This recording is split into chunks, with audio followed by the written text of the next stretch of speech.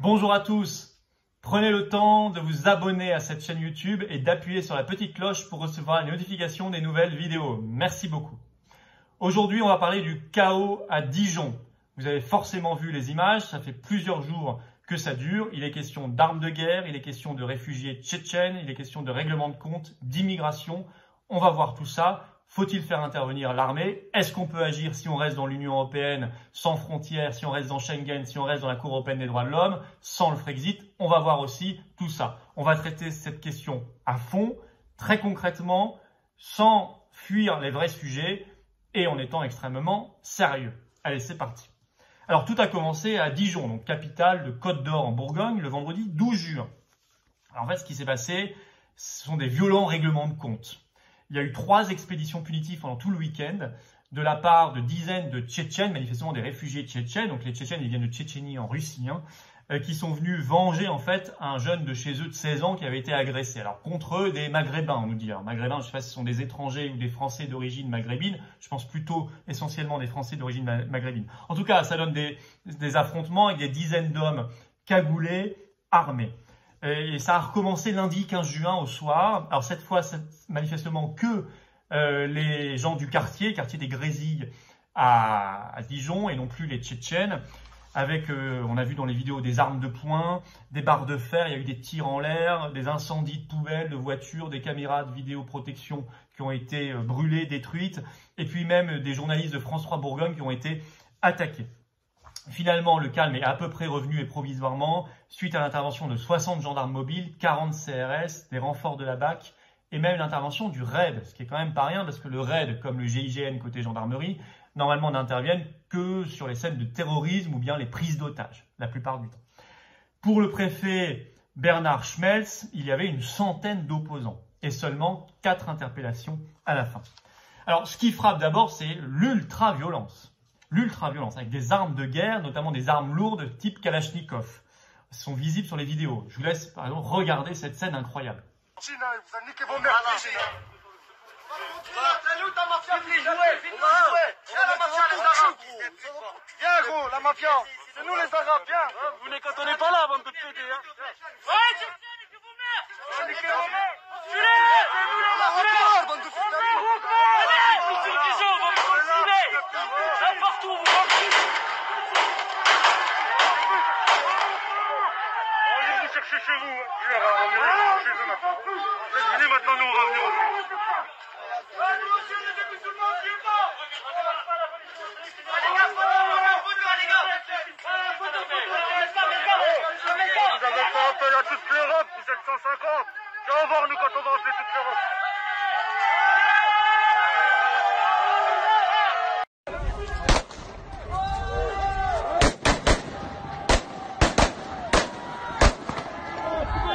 Vous avez vu, c'est quand même phénoménal.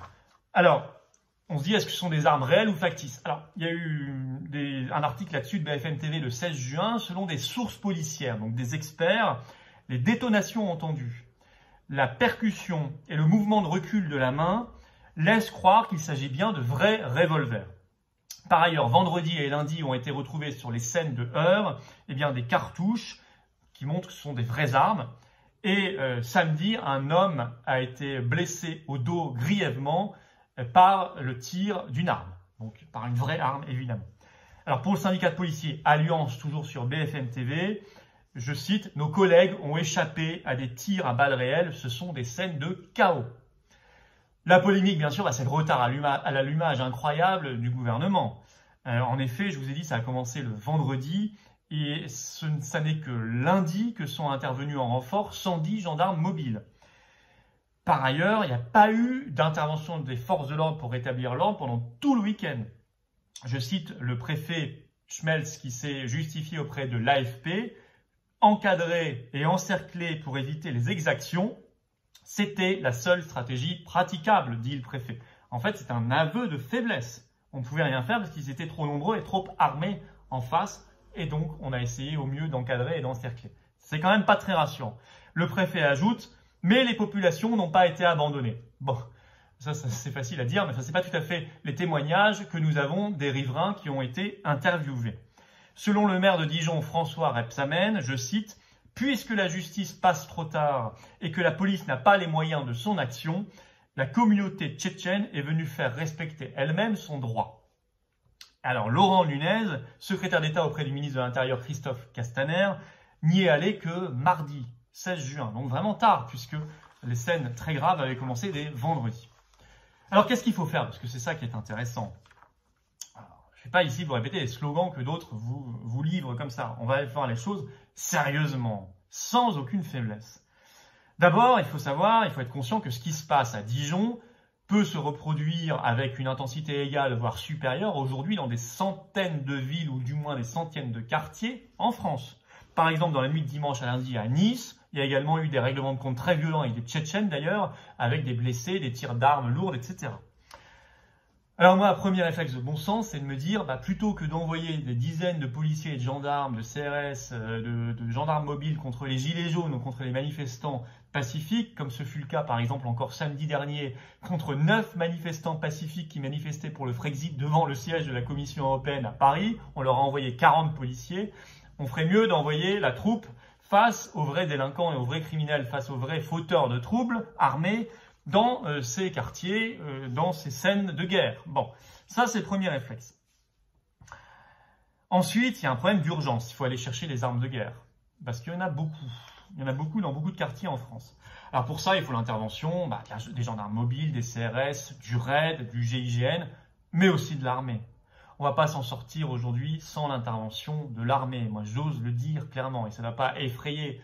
C'est juste qu'on a laissé tellement pourrir la situation depuis des décennies qu'on ne peut plus s'en passer aujourd'hui. Il faut rétablir l'ordre, y compris avec l'armée quand c'est nécessaire. Et il faut derrière, évidemment, une justice efficace qui prononce des peines au niveau et qui les fasse appliquer. Sinon, ça ne sert à rien. Et ça, c'est aussi souvent un problème. Alors, par ailleurs, dans cette affaire de Dijon, il serait fou, ou plutôt on serait sourd et aveugle, si on ne posait pas la question de l'immigration. Parce que ici, on est quand même dans une scène de chaos, s'entrechoquent deux types d'immigration. Je vais y revenir juste après. D'abord, une petite mise au point. Attention, je parle aux gens de bonne foi. Les gens de mauvaise foi, de toute façon, quoi que je dise, ils voudront toujours entendre quelque chose de différent que ce que j'ai dit vraiment. Donc les gens de mauvaise foi, je ne peux rien faire pour vous. Inutile d'écouter, inutile aussi de m'insulter dans les commentaires. Par contre, pour les gens de bonne foi, notamment pour les Françaises et les Français issus de l'immigration de bonne foi qui m'écoutent, quand on pose la question de l'immigration massive, cela ne signifie pas qu'on considère que tout Français issu de l'immigration est un délinquant ou un criminel, que l'on soit bien clair. Au contraire, je crois qu'en s'attaquant aux vrais délinquants et criminels issus de l'immigration, et Dieu sait qu'il y en a eu beaucoup dans cette affaire de Dijon, eh bien on permet à ceux qui sont parfaitement assimilés à la France, qui aiment la France, qui travaillent en France et qui veulent juste vivre tranquille en France, qui sont des Français en France, eh bien d'y être heureux dans leur pays, la France. Donc ça permet de séparer le bon grain de l'ivraie. Moi je m'attaque à l'ivraie, voilà, pas au bon grain. Cette précision étant faite, on peut reprendre le cours de notre conversation. Alors il faut d'abord, et c'est un principe de base, c'est le principe même de l'hospitalité, on vous accueille, si on vous accueille et vous vous comportez mal, vous repartez chez vous. Donc il faut reconduire aux frontières nationales les étrangers qui se comportent mal en France. À Dijon, là, manifestement, il y en a un paquet à reconduire à l'étranger. Par ailleurs, pour ceux qui sont binationaux, qui ont une double nationalité, il faut prononcer des déchéances de nationalité pour ceux qui ont la binationalité et qui se comportent mal. Parce qu'une fois qu'ils auront perdu leur nationalité française, ils seront donc étrangers en France et on pourra les reconduire également aux frontières. Par ailleurs, ici, je le disais, on est dans un chaos où s'entrechoquent deux types d'immigration. Une immigration très récente, ce sont les réfugiés tchétchènes, donc des gens qui ont demandé refuge à la France. D'un autre côté, une immigration de beaucoup plus longue date, avec ces habitants du quartier, on nous a dit les Maghrébins, bon, c'est peut-être même plutôt leurs parents ou leurs grands-parents qui étaient arrivés en France. J'en parlerai juste après. Sur les réfugiés, moi je suis désolé, évidemment, si vous vous comportez mal, alors qu'on vous a quand même octroyé ce statut protecteur de réfugié, vous n'avez plus le statut de réfugié et vous repartez chez vous. FISA, évidemment. Quand on trouve refuge quelque part, la moindre des choses, c'est de respecter le refuge et les habitants du refuge. Ça me paraît juste évident. Sur l'immigration plus ancienne, il faut déjà stopper les nouvelles immigrations qui arrivent, parce que ça continue d'arriver massivement en France. C'est plus de 200 000 titres de séjour chaque année légalement distribués en France. Il faut par ailleurs aider les familles ou les individus qui certes vivent légalement en France, mais qui finalement se rendent compte qu'elles ne se sentent pas bien en France et qui même peut-être après des années et des années veulent quitter la France et revenir vivre dans leur pays d'origine ou dans le pays de leurs ancêtres ou sur le continent de leurs ancêtres parce qu'ils estiment qu'ils y vivraient plus heureux. Eh bien oui, ça doit être une politique nationale également qui doit permettre à ces gens-là de repartir dans leur pays d'origine ou dans le pays de leurs ancêtres. C'est, à mon avis, ça fait partie de l'équilibre du monde. Et moi, je pense que le monde d'après doit être un monde d'équilibre et d'harmonie. Ça veut dire où chacun pourra échapper aux trafics internationaux d'êtres humains, parce que derrière l'immigration massive, il y a beaucoup de trafics d'êtres humains, j'y reviendrai, et au contraire puisse vivre heureux dans son pays, sur son continent, pour pouvoir développer son pays. Ça, je crois beaucoup à tout cela. Sur l'asile, il faut savoir qu'en France, l'asile a explosé ces dernières années. Il y avait en 2015, il y avait 80 075 demandeurs d'asile. En 2019, 132 614, quasiment un doublement. Et encore plus 7,3% entre 2018 et 2019. Sur les 132 614 demandeurs d'asile, 36 512 dossiers ont été acceptés, c'est-à-dire que 36 512 sont devenus réfugiés. Mais les autres sont quand même essentiellement restés, alors qu'ils devraient repartir. Ils ne devraient pas avoir le droit normalement de rester, selon la loi. Mais ils restent quand même. Ça, c'est ce que nous avait appris un rapport de la Cour des comptes d'octobre 2015, qui nous expliquait que 96%, presque donc tout le monde, 96% de ceux qui n'ont pas eu le statut de réfugié restent quand même en France. Alors, pour agir efficacement, aussi bien sur l'asile que sur l'immigration plus ancienne, là, il va falloir être très sérieux. Et je le dis en vous regardant dans les yeux. Il ne faut pas raconter les carabistouilles aux Français. Depuis le traité de Lisbonne, traité européen, entré en vigueur en 2009, ça fait maintenant plus de 10 ans, on a créé un système commun européen comportant un statut et des procédures uniformes sur l'asile au niveau de l'Europe. Depuis, notamment l'article 80 du traité de fonctionnement de l'Union européenne, prévoit expressément le principe de solidarité et de partage équitable de responsabilités en ce qui concerne l'asile entre les États membres, dont la France. Ainsi, par exemple, en septembre 2017, la Cour de justice de l'Union européenne a interdit à 2 États membres, la Hongrie et la Slovaquie, de refuser les quotas européens de migrants sur leur sol. Ils ont dû les accepter. Par ailleurs, les demandeurs d'asile sont protégés également par la Cour européenne des droits de l'homme, la CEDH, qui est une juridiction internationale instituée par le Conseil de l'Europe en 1959, à laquelle appartient la France. C'est une autre institution supranationale, avec un droit supérieur au droit national, à côté de l'Union européenne, qui est également une institution supranationale. Ainsi, par exemple, en février 2018, ça n'est pas vieux, la France a été condamnée pour avoir renvoyé en 2015 en Algérie, dans son pays, un homme condamné en France pour association de malfaiteurs terroristes, c'est quand même pas rien, au motif, a expliqué la CEDH, qu'avaient été rapportés en Algérie des cas de mauvais traitement dans les lieux de détention. Donc comme il risquait de ne pas être très bien traité en Algérie, la France devait le garder, et si elle l'a quand même expulsé, elle doit payer une amende importante, des millions d'euros. Par ailleurs, la jurisprudence aussi bien de la Cour de justice de l'Union européenne que de la Cour européenne des droits de l'homme précise, je cite, que l'État membre, donc la France, doit garantir un niveau de vie digne aux demandeurs d'asile et en conséquence lui fournir un logement et des conditions matérielles convenables. Donc tous ceux qui s'insurgent parce qu'on loge gratuitement les demandeurs d'asile, notamment dans les hôtels payés par l'État, ou qu'on leur fournit, vous savez, une carte bancaire de retrait pour avoir un peu d'argent chaque jour, etc. Tous ceux qui s'offusquent de ça, sachez que ce sont des règles liées à notre appartenance à l'Union européenne et la Cour européenne des droits de l'homme. Voilà.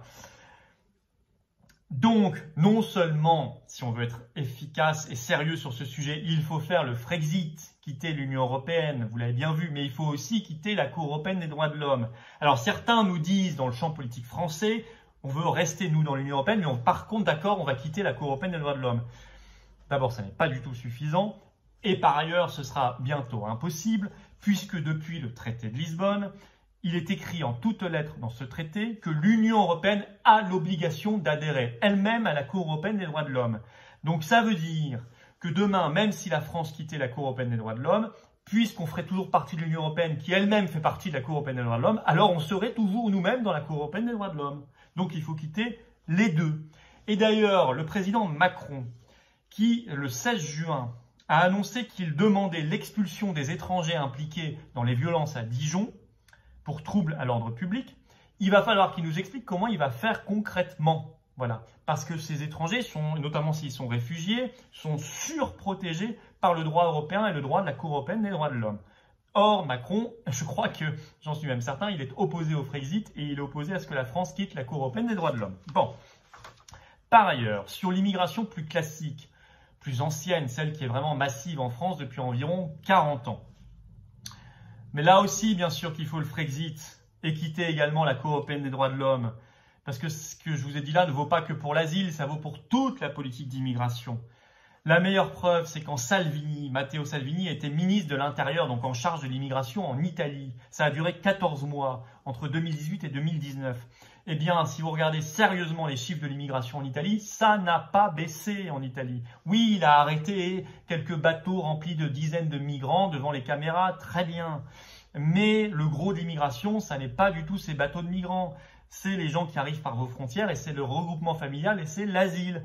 Or, comme Salvini avait fait le choix que l'Italie reste dans l'Union européenne et dans la Cour européenne des droits de l'homme, il n'a rien pu faire contre Schengen, l'asile et le regroupement familial. Ainsi, par exemple, il faut savoir sur le regroupement familial que depuis une directive européenne du 22 septembre 2003, il y a, je cite, dans l'Union européenne, un droit au regroupement familial. C'est un droit que les États membres ne peuvent, je cite, ni abolir ni suspendre. Et la Cour de justice de l'Union européenne fait appliquer cela, ainsi que la Cour européenne des droits de l'homme qui est sur la même position.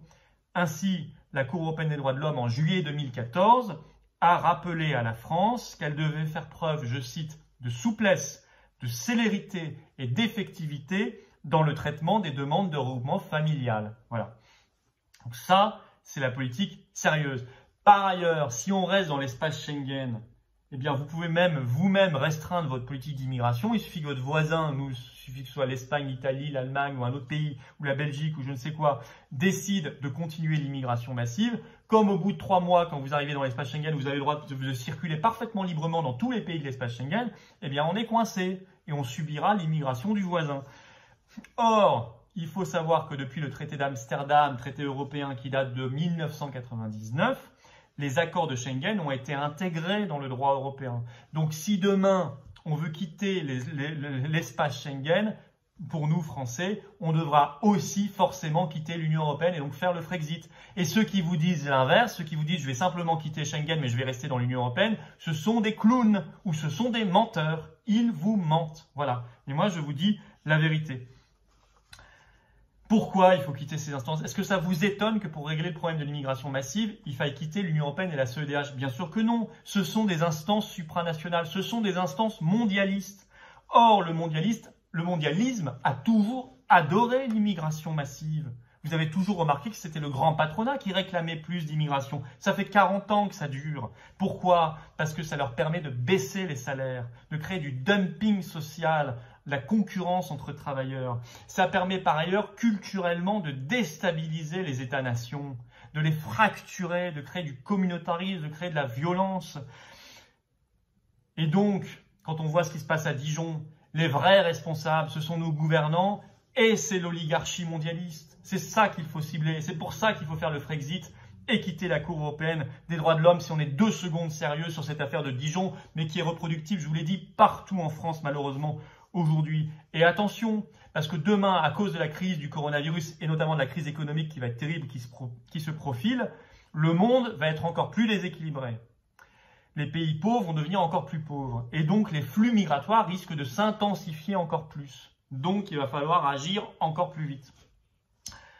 Alors, en même temps, il faut développer un projet national. Je vais vous dire, régler le problème de l'immigration, c'est essentiel dans l'affaire Dijon. Je vous ai parlé aussi d'autres problèmes sur le maintien de l'ordre, sur l'armée qui pourrait intervenir, sur la justice, sur tout cela. Il n'y a pas que l'immigration, mais l'immigration, ça doit être résolu. Mais ce n'est pas suffisant, il faut redessiner un projet national Ça veut dire quoi? Il faut arrêter de déstabiliser le monde. Si on veut réduire les flux migratoires, il faut arrêter les guerres qui cassent le monde.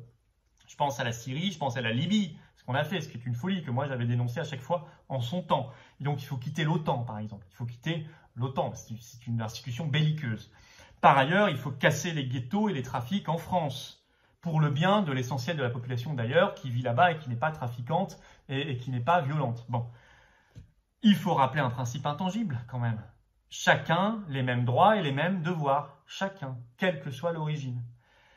Par ailleurs, il faut une création massive d'emplois, ça fait partie du projet national. Il faut faire respecter partout l'État et faire aimer la France dès l'école.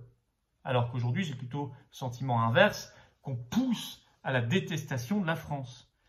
Il faut avoir une ambition nationale tournée vers l'avenir, offrir un projet à tous les Français. Pour ça, il faut un projet national, il faut un roman national, il faut une ambition nationale tournée vers le futur.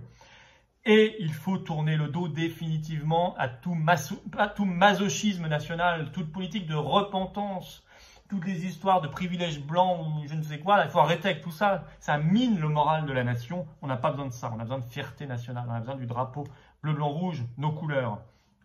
Bref, vous comprenez, ce que je défends, c'est l'inverse de l'européisme et du mondialisme. C'est le patriotisme français. Voilà. Si vous êtes d'accord avec ça, alors adhérez sans plus tarder aux Patriotes, la formation politique que je préside. Le lien pour adhérer aux Patriotes se trouve dans la description, juste sous cette vidéo, également en commentaire épinglé dans les commentaires. Ne tardez plus, ce qui se passe à Dijon, ce qui se passe ailleurs est inadmissible, mais il faut se donner les vrais moyens d'agir là-dessus, sur les causes comme sur les conséquences et les effets. Merci beaucoup, vive la France!